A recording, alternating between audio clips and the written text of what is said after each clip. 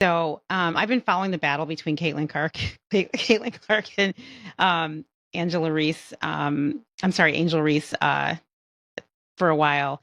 And I came across, I have a lot of thoughts on it. I'm not trying to ruin my career and talk about it totally, and I'm not as versed in sports as you are.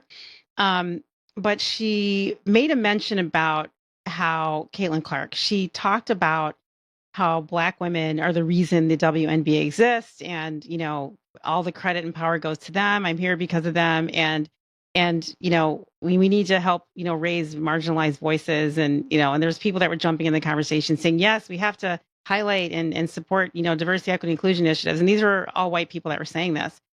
And I thought counterintuitively around this. I thought, wow, uh, okay, she's giving a compliment, to Black women that have, created the sport, which is beautiful. It's something that needs to be said. But I was also like, you're actually the minority in this business. Like, you're the minority.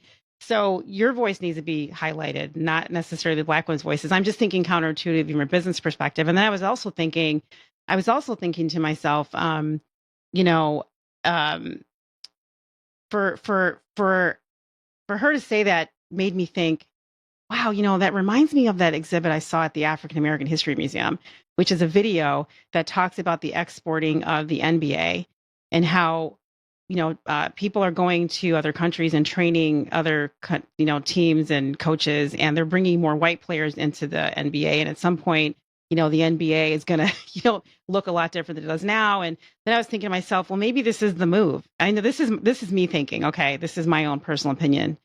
Maybe this is the move. The WNBA needs to raise money. They need more money, and they need to bring women in that men like to look at, maybe, and maybe that's why there's this battle going on. It's a battle between white women and Black women in basketball, and it disturbs me. I'm very disturbed by this, and I'm not. I told you in the beginning, I'm not like a statistic sports fanatic person that's been following this my whole life, but I look at this battle and I feel like it's bigger than just these two tremendous women athletes. I feel like it's a conversation of who's going to control the WNBA and who's going to represent the WNBA, and we don't necessarily want it to be Black women anymore. You know what I mean? And I feel like that's me looking at it from an outside perspective, and I know that I'm not alone in this perspective. And I'm just really curious, what you think about this whole conversation, because that LinkedIn thing, I was involved in that conversation. It got really bananas really quick.